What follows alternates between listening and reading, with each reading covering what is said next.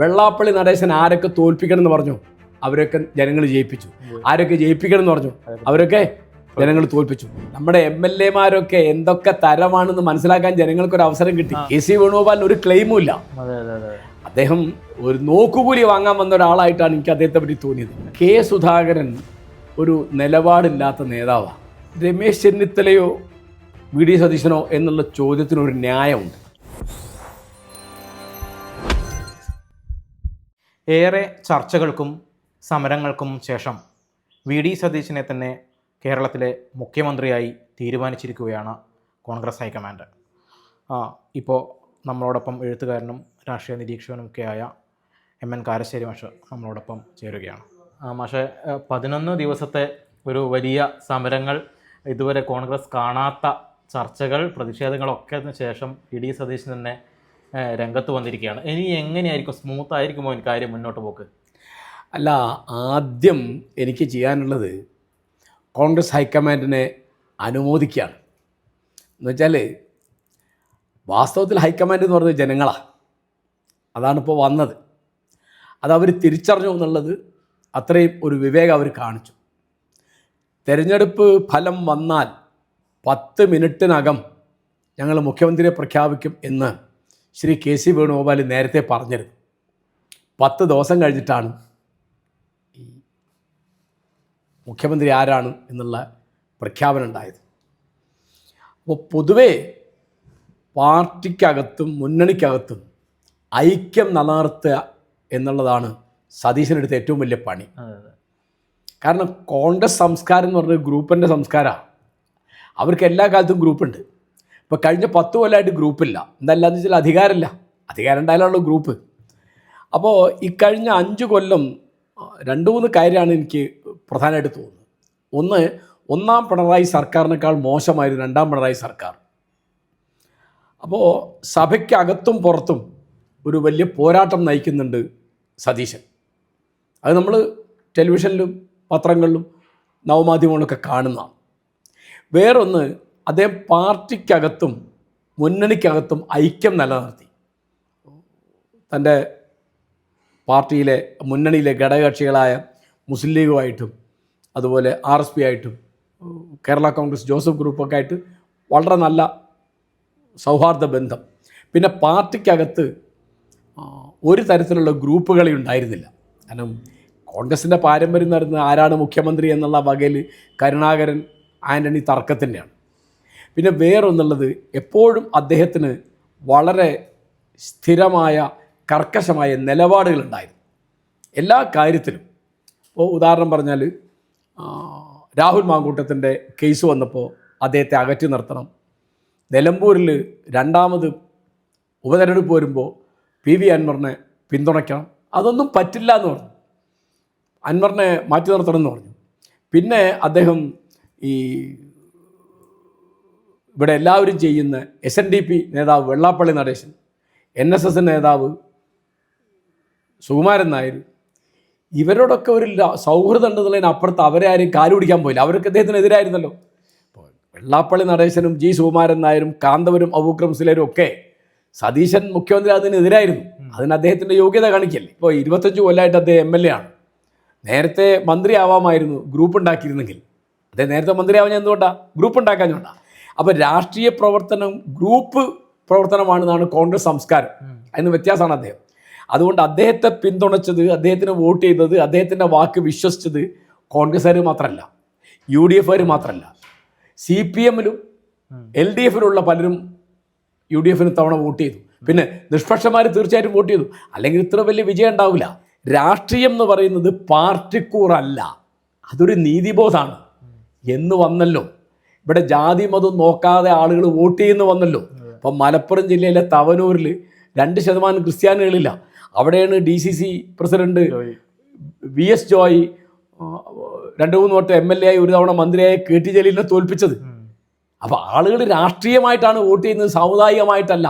ഇവിടുത്തെ ഒരു മുസ്ലിയാർ പറഞ്ഞാലും, ഒരു ബിഷപ്പ് പറഞ്ഞാലും, ഒരു വെള്ളാപ്പള്ളി പറഞ്ഞാലും, ഒരു സുകുമാരൻ നായർ പറഞ്ഞാലും വോട്ട് ചെയ്യില്ല എന്ന് വന്നല്ലോ. അത് വലിയ കാര്യമാണ്. നമ്മുടെ രാഷ്ട്രീയ പ്രബുദ്ധതയുടെ ഏറ്റവും വലിയ തെളിവാണ് ഇത്തവണത്തെ തെരഞ്ഞെടുപ്പ് ഫലം. അതിൻ്റെ പ്രതിരൂപം എന്ന് പറയുന്നത്, അതിൻ്റെ മുഖം എന്ന് പറയുന്നത് സതീശനാണ്. അദ്ദേഹം മുഖ്യമന്ത്രിയായി എന്നുള്ളതിൽ അനേക ലക്ഷം മലയാളികൾ വളരെ ആനന്ദിക്കുകയും ആശ്വസിക്കുകയും ചെയ്യുന്നുണ്ടെന്നാണ് ഞാൻ വിചാരിക്കുന്നത്. ജനവികാരം മാനിച്ച് മാത്രമായിരിക്കില്ല മുഖ്യമന്ത്രിയെ തീരുമാനിക്കുക എന്നായിരുന്നു കഴിഞ്ഞ ദിവസങ്ങളിലൊക്കെ ഈ തെരഞ്ഞെടുക്കപ്പെട്ട കോൺഗ്രസിൻ്റെ തന്നെ MLA-മാർ തന്നെ പറഞ്ഞത്. ശരിക്ക് ഇങ്ങനെ ജനവികാരം മാനിച്ചില്ലെങ്കിൽ മറ്റ് സംസ്ഥാനങ്ങളിലെ പോലെ കോൺഗ്രസ് ആയിപ്പോകും എന്നുള്ള ഒരു പേടിയാണോ ഹൈക്കമാൻഡ് ഇങ്ങനെ ഒരു തീരുമാനത്തിൽ എത്താൻ കാരണം? തീർച്ചയായിട്ടും അങ്ങനെ ഉണ്ടല്ലോ, അത് വസ്തുതയാണ്. അതായത് ഇപ്പോൾ ഇവിടുത്തെ കോൺഗ്രസ്സുകാർ മാത്രമല്ല, 2006 2011 VS അച്യുതാനന്ദന് ടിക്കറ്റ് കൊടുക്കണ്ട എന്ന് പോളിറ്റ് ബ്യൂറോ തീരുമാനിച്ചല്ലോ. ആരാ പോളിറ്റ് ബ്യൂറോ? ജനങ്ങളാണ് പോളിറ്റ് ബ്യൂറോ. ആരാ ഹൈക്കമാൻഡ്? ജനങ്ങളാണ് ഹൈക്കമാൻഡ്. അപ്പോൾ പോളിറ്റ് ബ്യൂറോവിൻ്റെ തീരുമാനത്തെക്കാൾ വലുതാണ് ഈ ജനവികാരം എന്ന് പാർട്ടിക്കകത്തും പുറത്തുമുള്ള സമ്മർദ്ദം കൊണ്ടാണ് അന്ന് അച്യുതാനന്ദന് ടിക്കറ്റ് കിട്ടിയത്. ഒരു തവണ അദ്ദേഹം ജയിച്ച് മുഖ്യമന്ത്രിയായി. ഈ സതീശൻ തന്നെ ആയിരുന്നു നേരത്തെ ഹൈക്കമാൻഡ് തീരുമാനിച്ചിരുന്നെങ്കിൽ ഇത്രയും ഒരു ലേറ്റ് ആക്കേണ്ട ഒരു കാര്യം ഉണ്ടായിരുന്നോ? ആ ലേറ്റ് ആക്കിയതുകൊണ്ട് നഷ്ടം കോൺഗ്രസിനാണ്. കാരണം അതിൻ്റെ ശോഭ മുഴുവൻ കോൺഗ്രസ് കളഞ്ഞു. മാത്രമല്ല അവരുടെ പാർട്ടിക്കകത്ത് ഇപ്പം 3 ഗ്രൂപ്പ് ഉണ്ടായല്ലോ. ഇപ്പോൾ Venugopalan group, Satheesan group, Ramesh Chennithala group, 3 group ഉണ്ടായിക്കഴിഞ്ഞു. കഴിഞ്ഞ 5 കൊല്ലമില്ലാത്ത ഗ്രൂപ്പ് ഈ ഹൈക്കമാൻഡ് ഉണ്ടാക്കി. അവർക്ക് വിവേകമില്ലാത്തതുകൊണ്ടാണ്. ആളുകൾ പരിഹസിച്ചു. മാത്രമല്ല അതിനകത്ത് ഇപ്പോൾ വേറൊരു കാര്യം കൂടി ഉണ്ടായി. നമ്മുടെ MLA-മാരൊക്കെ എന്തൊക്കെ തരമാണെന്ന് മനസ്സിലാക്കാൻ ജനങ്ങൾക്കൊരു അവസരം കിട്ടി. അതായത് ഇവരിലൊക്കെ മുഖംമൂടി അഴിഞ്ഞു വീണു. പിന്നെ ആ പാർട്ടിക്കകത്ത് കൊള്ളരുതമായി ആലോചിച്ച് നോക്കൂ. ഇവർ രഹസ്യമായിട്ട് എഴുതി കൊടുത്ത രേഖ പുറത്തു വന്നല്ലോ. ആ പാർട്ടിയുടെ ഹൈക്കമാൻഡിൻ്റെ നിലവാരം ആലോചിച്ച് നോക്കൂ. വലിയ കഷ്ടല്ലേ? തീർച്ചയായും. ഈ MP-മാർ മത്സരിക്കേണ്ട എന്ന് നേരത്തെ ഹൈക്കമാൻഡ് തീരുമാനിച്ചാണ്. ഈ KC വേണുഗോപാൽ അടക്കമുള്ള നേതൃത്വമാണ് ഈ തീരുമാനമെടുത്തതും. അവസാനം ഈ ഇലക്ഷൻ വന്നപ്പോൾ ഈ KC വേണുഗോപാൽ തന്നെ വളഞ്ഞ വഴിയിലൂടെ മുഖ്യമന്ത്രിയാവാനുള്ള ശ്രമമല്ലേ നടത്തിയത്? അതെ, അതായത് KC വേണുഗോപാലിൻ്റെ നിലപാട് വളരെ അധാർമികമാണെന്നാണ് എൻ്റെ അഭിപ്രായം. 2024 അദ്ദേഹം ലോക്സഭയിലേക്ക് മത്സരിച്ചു, ജയിച്ചു. 2025 അദ്ദേഹം കാണുന്നു ഏത് തദ്ദേശ സ്വയംഭരണ സ്ഥാപനങ്ങളിലേക്കുള്ള തിരഞ്ഞെടുപ്പ്. അവിടെ വൻ വിജയമാണ്. അത് അദ്ദേഹം കണക്കാക്കാത്ത. 2026 നിയമസഭാ തിരഞ്ഞെടുപ്പ് വരുന്നു. അപ്പോഴും ഈ അളവിൽ കണക്കാക്കിയില്ല. അതുകൊണ്ടാണ് K. സുധാകരൻ, അടൂർ പ്രകാശ്, MK രാഘവൻ തുടങ്ങിയുള്ളവർക്കൊക്കെ മത്സരിക്കണമെന്നുണ്ടായിരുന്നല്ലോ. കാരണം ലോക്സഭാ തെരഞ്ഞെടുപ്പിൽ മാത്രമല്ല തദ്ദേശ സ്വയംഭരണ സ്ഥാപനങ്ങളിലും വലിയ ഭൂരിപക്ഷം കിട്ടിയപ്പോൾ എല്ലാവർക്കും മനസ്സിലായി എന്ത് നിയമസഭാ തെരഞ്ഞെടുപ്പിൽ UDF നേടാൻ പോവാണ്. മറ്റുള്ളവരെ വെട്ടാൻ വേണ്ടി ആയിരിക്കണം വേണുഗോപാൽ ഈ തത്വം കൊണ്ടുവന്നത്. ഹൈക്കമാൻഡ് അദ്ദേഹമാണോ, കേരളത്തിലെ ഹൈക്കമാൻഡ് അദ്ദേഹമാണോ. എന്നിട്ട് പിന്നെ അദ്ദേഹം പുതിയൊരു തത്വം കൊണ്ടുവരിക. എന്ത് MLA-മാരുടെ ഇടയ്ക്കുള്ള ഭൂരിപക്ഷം നോക്കിയിട്ടാണ് മുഖ്യമന്ത്രിയെ തീരുമാനിക്കേണ്ടത്. അത് കള്ളക്കളിയാന്ന് ഉറപ്പല്ലേ? കള്ളക്കളിയാണ്. എന്നിട്ട് 40-ലധികം ആളുകളുടെ പിന്തുണ അദ്ദേഹത്തിന് കിട്ടി. അപ്പോൾ വേറെ തമാശയുണ്ട്. ഇവർക്ക് 63 ഉണ്ട് കോൺഗ്രസിൻ്റെ. 1960 അവർക്ക് അത്രയും മെമ്പർമാർ സഭയിൽ ഉണ്ടായിട്ടുള്ളൂ. 39 പേര് UDF-ലെ മറ്റു മെമ്പർമാരല്ലേ. ഇപ്പോൾ 22 പേര് ലീഗുകാരാണ്. അതുപോലെ RSP, Kerala Congress, Joseph group, അങ്ങനെ. അപ്പോൾ അവർക്കൊരു അഭിപ്രായമില്ലേ? അപ്പോൾ അവരുടെ ഇടയിലൊക്കെ ഭിന്നിപ്പുണ്ടാക്കാൻ സഹായിച്ചത്. ഇനിയിപ്പോൾ അതൊക്കെ സതീശൻ വന്നാൽ തീരുന്ന ഞാൻ വിചാരിക്കുന്നത്. ഒരു നല്ല ഗവൺമെൻറ് ഉണ്ടാവുമെന്നാണ് എൻ്റെ പ്രതീക്ഷ. രമേശ് ചെന്നിത്തല വലിയ ചർച്ചകൾ ഇവർ രണ്ടുപേരുടെ പേരായിരുന്നു ആദ്യം ഉണ്ടായിരുന്നത്. രമേശ് ചെന്നിത്തലയോ VD സതീശനോ എന്നുള്ള ചോദ്യത്തിനൊരു ന്യായമുണ്ട്. കാരണം അദ്ദേഹം നിയമസഭയിലേക്ക് മത്സരിച്ച് ജയിച്ച ഒരാളാണ്. നേരത്തെ 5 കൊല്ലം പ്രതിപക്ഷ നേതാവായിരുന്നു. അതിനുമുമ്പ് ആഭ്യന്തരമന്ത്രിയായിരുന്നു, KPC പ്രസിഡൻ്റായിരുന്നു, പലതും ആയിരുന്നു. പക്ഷേ കഴിഞ്ഞ 5 കൊല്ലം ഈ പാർട്ടിയെയും മുന്നണിയെയും ഈ തെരഞ്ഞെടുപ്പിനെയും, ഈ 3 തെരഞ്ഞെടുപ്പ്, ലോക്സഭാ തെരഞ്ഞെടുപ്പ്, തദ്ദേശ സ്വയംഭരണ സ്ഥാപനങ്ങളുടെ തെരഞ്ഞെടുപ്പ്, നിയമസഭ തെരഞ്ഞെടുപ്പ്, ഇത് നയിച്ചത് സതീശനാണ്. പിന്നെ അതിൻ്റെ ഇടയ്ക്ക് വന്ന ഇടക്കാല തെരഞ്ഞെടുപ്പുകൾ മുഴുവൻ നയിച്ചത് സതീശനാണ്. അപ്പോൾ തീർച്ചയായിട്ടും രമേശ് ചെന്നിത്തലയ്ക്ക് ഒരു ക്ലെയിം ഉള്ളതാണ്. അദ്ദേഹം ഒരു അവകാശവാദം ഉന്നയിക്കുന്നതിൽ ഒരു തെറ്റും ഞാൻ കാണുന്നില്ല. അത് അദ്ദേഹത്തിൻ്റെ മാതിരിയല്ല. KC വേണുഗോപാലിന് ഒരു ക്ലെയിമും ഇല്ല. അദ്ദേഹം ഹൈക്കമാൻഡായിട്ട് അദ്ദേഹം പറഞ്ഞത് മറ്റുള്ളവർ മത്സരിക്കാൻ പാടില്ല എന്ന് പറഞ്ഞു. അദ്ദേഹം മത്സരിച്ചില്ല. എല്ലാം കഴിഞ്ഞ് പിന്നെ ഒരു നോക്കുകൂലി വാങ്ങാൻ വന്ന ഒരാളായിട്ടാണ് എനിക്ക് അദ്ദേഹത്തെ പറ്റി തോന്നിയത്. ഇവർ വേർത്ത് പണിയെടുക്കുക, കൂലി അദ്ദേഹം വാങ്ങുക, അത് പറ്റില്ലല്ലോ. അപ്പോൾ രമേശിന് കാര്യമായൊരു സ്ഥാനം ഈ മന്ത്രിസഭയിൽ ഉണ്ടാവും. ചിലപ്പോൾ അദ്ദേഹം ഉപമുഖ്യമന്ത്രിയോ ആഭ്യന്തരമന്ത്രിയോ ഒന്നും ആയാലും ഒരു തെറ്റില്ല എന്നാണ് എൻ്റെ അഭിപ്രായം. കണ്ണൂരിനുള്ള K. സുധാകരനടക്കം വലിയ പിന്തുണയായിരുന്നു ഇയാൾക്ക് നൽകിയത്, വേണുഗോപാൽ നൽകിയത്. ഒന്നും ഏശാതെ വന്നു. കെ സുധാകരൻ ഒരു നിലപാടില്ലാത്ത നേതാവാണ്. എൻ്റെ കണക്കിന് നേതാവ് എന്ന് പറയുന്നത് നിലപാടുള്ള ആളാണ്. ഇപ്പം ഞാൻ ഉദാഹരണം പറയാം. രാഹുൽ മാങ്കൂട്ടത്തിൻ്റെ കാര്യം വന്നു. അപ്പോൾ അദ്ദേഹത്തിൻ്റെ മനുഷ്യന് പറയാനും കേൾക്കാനും കൊള്ളാത്ത കേസാണ്, അദ്ദേഹത്തെ മാറ്റി നിർത്തണം എന്ന് ഒരു നിലപാടെടുത്തു ആര്? സതീശൻ. ആ നിലപാടിന് ഒരു ദിവസം അനുകൂലിച്ച സുധാകരൻ പിറ്റേന്നും നിലപാട് മാറ്റുകയാണ്. കണ്ടോ? കാരണം സതീശനൊരു പ്രാധാന്യം കിട്ടിപ്പോരുതെന്നുള്ള കണക്കിലാണ്. ഇതുപോലെ അൻവറിൻ്റെ കാര്യം വരുമ്പോൾ അദ്ദേഹത്തിൻ്റെ നിലപാടെന്താണ്? അത് കഴിഞ്ഞ് ഹൈക്കമാൻഡ് പറയാണ് ലോക്സഭാ മെമ്പർമാർ നിയമസഭയിൽ മത്സരിക്കാൻ പാടില്ല. അപ്പോൾ അദ്ദേഹം സമ്മതിക്കൂല. അദ്ദേഹം പാർട്ടിക്ക് വിധേയനാണെങ്കിലും സമ്മതിക്കണം. പിന്നെ അദ്ദേഹം ഇടയ്ക്കിടയ്ക്ക് പറയാണ് എനക്ക് BJP പോകണേ ഞാൻ BJP പോകും, എനക്ക് എവിടെ പോകണമെന്ന് ആലോചിച്ചു. ഇത് 4-5 ദിവസം അദ്ദേഹം MP സ്ഥാനം രാജിവെക്കോ, റിബൽ സ്ഥാനാർത്ഥിയായിട്ട് മത്സരിക്കോ, പേരാവൂരിൽ സണ്ണി ജോസഫിനെ പരാജയപ്പെടുത്തോ, അദ്ദേഹത്തിൻ്റെ ഗ്രൂപ്പുകളിൽ വീണ്ടും തുടങ്ങിയിട്ടുള്ള മുൾമുനയിൽ 4-5 ദിവസം UDFൻ്റെ മുഴുവൻ തെരഞ്ഞെടുപ്പ് പ്രചരണ പ്രവർത്തനങ്ങളെയും മന്ദീഭവിപ്പിച്ച ഒരാളാണ് സുധാകരൻ. അത് കഴിഞ്ഞ് പിന്നെ അദ്ദേഹം പറയാണ് രമേശ് ചെന്നിത്തല മുഖ്യമന്ത്രിയാണ്. 2 ദിവസം കഴിഞ്ഞ് പറയാണ് KC വേണുഗോപാൽ മുഖ്യമന്ത്രിയാണ്. നിലപാടില്ല. ഈ ഇത്ര വലിയൊരു ജനരോഷം ഒരുപക്ഷെ കോൺഗ്രസ് ആദ്യമായിട്ടായിരിക്കും ഇങ്ങനെ അനുഭവിക്കേണ്ടത്. ഷാഫി പറമ്പിലിനെ പോലെ വലിയ സ്റ്റാറായിട്ടുള്ള അവരുടെ MP മാരടക്കം വിമർശിക്കപ്പെടുന്നു. എന്തിന് ഈ പ്രിയങ്ക ഗാന്ധിയും രാഹുൽ ഗാന്ധിക്കും എതിരെ അടക്കം പോസ്റ്ററുകൾ വരുന്നു. ഇതൊക്കെ ഹൈക്കമാൻഡിനെ വലിയ രീതിയിൽ ചിന്തിപ്പിച്ചിട്ടുണ്ടാവില്ലേ? ഉണ്ടാവും, തീർച്ചയായിട്ടും. അല്ല, മാത്രമല്ല അതിൽ നമ്മൾ ശ്രദ്ധിക്കേണ്ട കാര്യം AK ആൻ്റണി, VM സുധീരൻ, നമ്മുടെ മുല്ലപ്പള്ളി രാമേന്ദ്രൻ തുടങ്ങിയുള്ളവരൊക്കെ സതീശന് വേണ്ടിയാണ് നിന്നത്. അവരൊക്കെ സതീശന് വേണ്ടി, കാരണം അവർക്കിത് മനസ്സിലായി ജനരോഷം. അപ്പം കോൺഗ്രസ് കേരളത്തിലുള്ളതിനേക്കാൾ അധികം പുറത്ത് വലിയ ജനരോഷം നേരിട്ടത് അടിയന്തരാവസ്ഥ കാലത്താണ്, 77 ഇലക്ഷനിലാണ്. അപ്പോൾ അവർ ആലോചിക്കേണ്ടിയിരുന്നു 77 ഇന്ദിരാഗാന്ധിയെ തോൽപ്പിക്കാൻ റായ്ബറേലിയിൽ നിരക്ഷരരായ വോട്ടർമാർക്ക് സാധിച്ചിട്ടുണ്ട്. അത് ആലോചിക്കണല്ലോ. ജനങ്ങളാണല്ലോ മേലെ. ജനങ്ങളാണ്, ഞാൻ ആവർത്തിക്കുക, ജനങ്ങളാണ് ഹൈക്കമാൻഡ്, ജനങ്ങളാണ് പോളിറ്റ് ബ്യൂറോ. ഏറ്റവും കുറഞ്ഞ ഈ ഇലക്ഷനിലെ ഫലമെങ്കിലും ഏറ്റവും കുറഞ്ഞൊരു പരിശോധിക്കണമായിരുന്നു. പല മണ്ഡലങ്ങളിലെയും പരിശോധിക്കും. പേരാമ്പ്ര പോലെയുള്ള സ്ഥലങ്ങൾ, പേരാമ്പ്രയിൽ എങ്ങനെ ജയിക്കുന്നത്? CPM-കാർ വോട്ട് ചെയ്യാതെ ജയിക്കില്ലല്ലോ.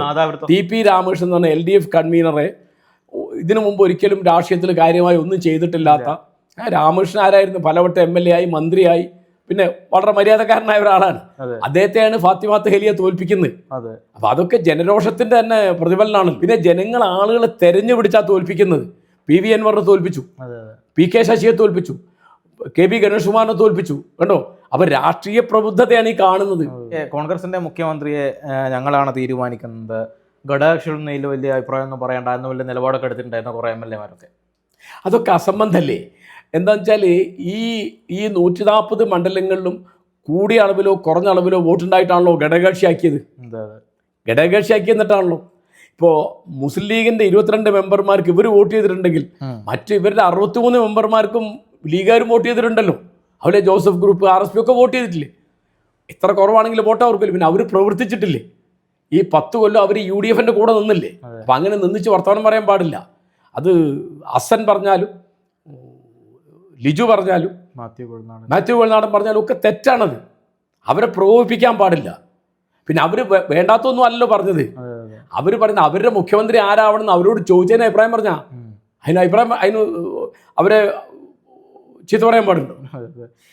ഇപ്പം സതീശൻ മുഖ്യമന്ത്രിയായ ശേഷം ലീഗിൻ്റെ ആവശ്യത്തിന് കോൺഗ്രസ് ഹൈക്കമാൻഡ് വഴങ്ങി എന്നൊക്കെയാണ് CPM സൈബർ ഹാൻഡിൽ എന്നൊക്കെ പറയപ്പെടുന്നത്. അല്ല, ഞാൻ ചോദിക്കുന്നത്, ലീഗ് അത് പറഞ്ഞിട്ടുണ്ട്, RSP പറഞ്ഞിട്ടില്ലേ, ജോസഫ് ഗ്രൂപ്പ് പറഞ്ഞിട്ടില്ലേ, കോൺഗ്രസിനകത്ത് എല്ലാ മണ്ഡലങ്ങളിലുമുള്ള എത്രയോ കോൺഗ്രസ് പ്രവർത്തകർ പറഞ്ഞിട്ടില്ലേ, ആന്റണി പറഞ്ഞിട്ടില്ലേ, VM സുധീരൻ ലീഗല്ലല്ലോ. ഈ സുകുമാരൻ നായർക്കൊക്കെ സത്യമായിട്ട് ഇതിനെപ്പറ്റി ഒരു ബഹുദൂരമില്ലാത്തതുകൊണ്ട് പറയുന്നതാണോ? ഒക്കെ ഇല്ല, വെള്ളാപ്പള്ളിയായിരുന്നാലും പറഞ്ഞു, ഞാൻ സതീശൻ വന്നാൽ കാക്ക മലന്ന് പറക്കും എന്നൊക്കെ പറഞ്ഞിട്ടുണ്ടായിരുന്നു. അല്ല, 100 സീറ്റ് കിട്ടിയാൽ കാക്ക മലന്ന് പറക്കും പറഞ്ഞു. അത് മാത്രമല്ല, 100 സീറ്റ് കിട്ടിയാൽ കാക്ക മലന്ന് പറക്കും എന്ന് പറഞ്ഞു. അന്ന് സതീശൻ രാജിവെക്കുമെന്ന് ചോദിച്ചു, വനവാസത്തിന് പോകുമെന്ന് ചോദിച്ചു. താൻ രാജിവെക്കാമെന്ന് പറഞ്ഞു. SNDP സെക്രട്ടറി സ്ഥാനം രാജിവെക്കാമെന്ന് പറഞ്ഞു. പിന്നെ അദ്ദേഹത്തിൻ്റെ വാക്കിന് അദ്ദേഹം തന്നെ അത്രയും വില കൊടുക്കുള്ളൂ, നാട്ടുകാർ അത്രയും വില കൊടുക്കാറില്ല. വെള്ളാപ്പള്ളി നടേശൻ എന്തും പറയാം, അദ്ദേഹത്തെ വില മതിച്ച ഒരാളേ ഉള്ളൂ. ആ ആളുടെ പേര് പിണറായി വിജയൻ എന്നാണ്. വെള്ളാപ്പള്ളി നടേശൻ എന്തോ കാര്യമായ സംഭവമാണ് എന്ന് വിചാരിച്ചത് പിണറായി വിജയന് ജീവിതത്തിൽ പല അബദ്ധങ്ങളും പറ്റിയിട്ടുണ്ട്. ഞാൻ പലവട്ടം പറഞ്ഞാണ്, വെള്ളാപ്പള്ളി നടേശനാണ് മിത്രമെങ്കിൽ പിണറായി വിജയന് വേറെ ശത്രു വേണ്ടി വരില്ല. അത് എനിക്ക് മാത്രമല്ല, എല്ലാവർക്കും അറിയുന്നതാണ്. ഞാനത് പറഞ്ഞിരുന്നു. അതാണ് ഇപ്പം ഉണ്ടായത്. വെള്ളാപ്പള്ളി നടേശൻ ആരൊക്കെ തോൽപ്പിക്കണം എന്ന് പറഞ്ഞു, അവരൊക്കെ ജനങ്ങൾ ജയിപ്പിച്ചു.